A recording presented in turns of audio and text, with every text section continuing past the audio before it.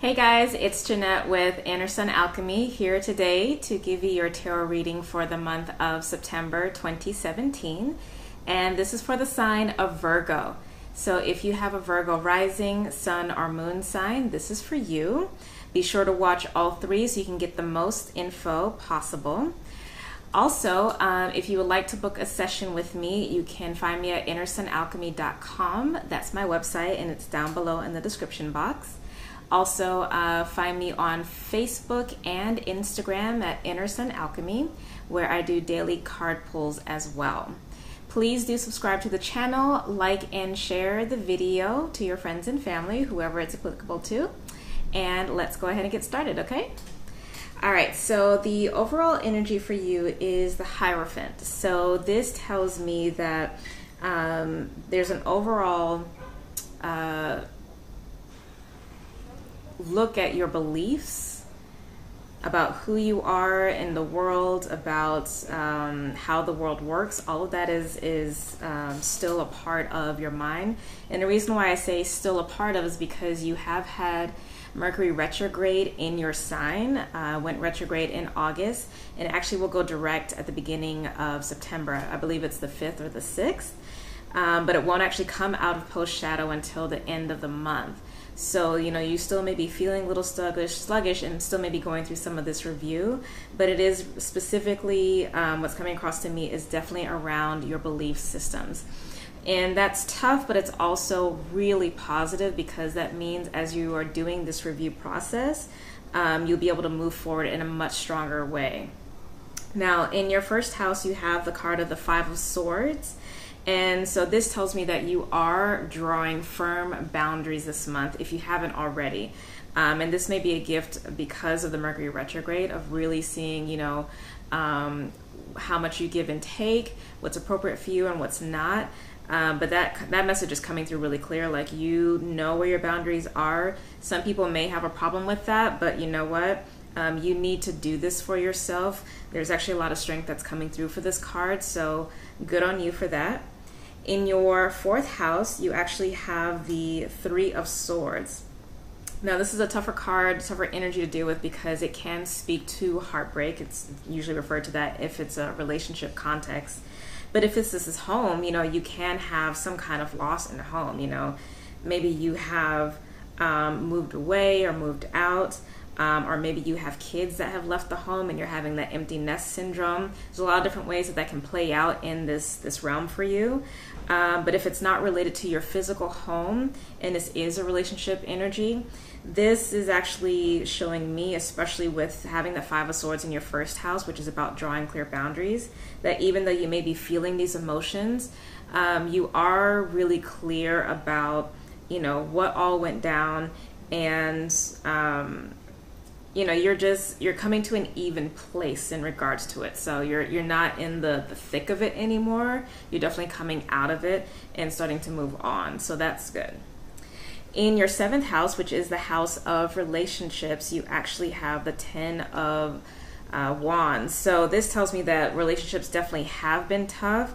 And that may really be what this Three of Swords is referring to. You know, someone who's really close to home, whether that's an actual family member or if this is, you know, someone who you have a close friendship with, you know, obviously a romantic partner or even a business partner.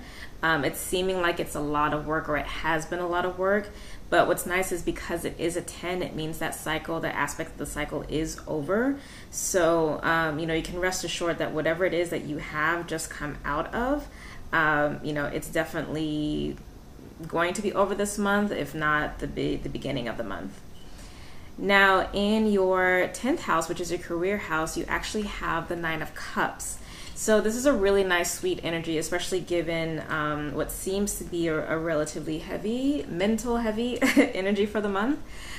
So this is saying that in the career sector, there may be something that is opening up for you. Maybe a wish does come true in terms of you making headway on a job that you really wanted to land, or maybe you do actually land it, because this can be seen as like a yes to whatever you've been thinking about. Or just maybe this an opportunity that's really opened up for you that you hadn't quite expected, that's opening your eyes to something new that's on hand for you. So that's really good. This also shows, because this is a reputation house as well, that you do have a good standing with those around you. So even if, you know, suppose this potential tough area that's been happening with the Three of Swords and the Ten of Wands has been happening in your work environment, know that that has not sullied your reputation or how people see you in your work, in your industry. By any means. If anything, you've definitely come out on top. So, you know, whoever this person might have been that you've been having conflicts with, you know, you definitely are seen as the one who is quote unquote right in the situation. Now also too, because this is mirroring the fourth house, if there was a shift in your home life, even though it may have been tough, ultimately it is for the best, because the 10th house is so beautiful and so strong, and there is rich fulfillment here.